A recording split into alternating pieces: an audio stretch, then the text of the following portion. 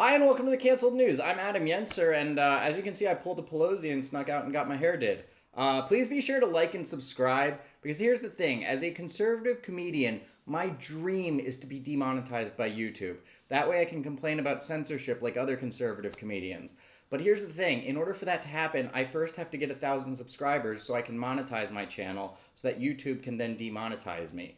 So please, please, please subscribe so that eventually YouTube can take away my subscribers.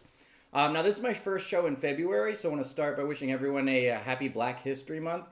And I want to take a moment to thank all the black people that have helped make this show possible over the past year. Now, here's what's in the news. Pamplona's famous Running of the Bulls may be canceled for the second year in a row due to the COVID lockdown. A spokesman for the event said they would not want to put anyone's life in danger while they're being gored by a bull. Because at the Running of the Bulls, their number one priority is safety.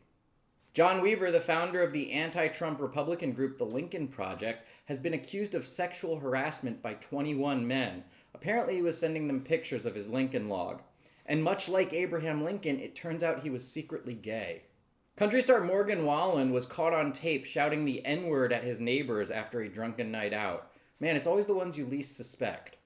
Marilyn Manson was dropped from his record label after actress Evan Rachel Wood and several other women accused him of sexual abuse.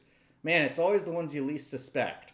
I'll be honest, I for one will continue to enjoy his music because I believe you can separate the violent satanic art from the violent satanic artist. The world's tallest swing ride, which is 460 feet high, has just opened in Dubai. But don't worry, they put rubber playground turf under it in case anyone falls. On Jeopardy this week, all three contestants failed to recognize a picture of comedian Dave Chappelle. Which is insulting enough already. He's one of the most famous comedians in the world, but then to do it during Black History Month, man. Washington, D.C. was hit by a 3-day winter storm that left over 6 inches of snow. Luckily, Hunter Biden snorted it up right away. Jeff Bezos announced that he's stepping down as CEO of Amazon. Apparently, he cashed in on GameStop last week, and now he's set for life. I was actually inspired by the GameStop trading last week because I saw people online posting all these bills they were able to pay off with the money they made. They paid off student loan debt and medical bills. So this week, I got in on the silver squeeze, and it really paid off. I was able to pay off this bill in its entirety with the gains I made on silver. Hashtag blessed, hashtag debt free. This week was Groundhog's Day, and Punxsutawney Phil saw his shadow, meaning 6 more weeks of winter. And Dr. Fauci saw his shadow, meaning 6 more months of lockdowns. Every state in the United States will see temperatures below freezing next week, including in Florida, where residents will huddle around meth labs to keep warm.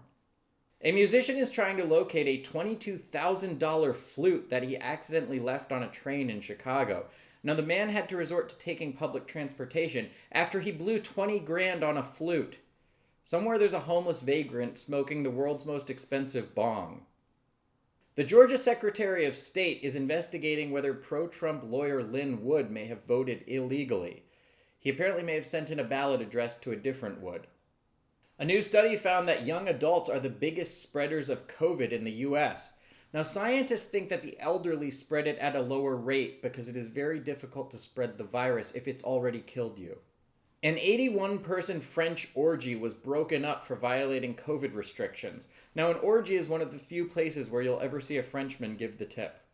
Dustin Diamond, who played Screech on Saved by the Bell, died from lung cancer this week at the age of 44.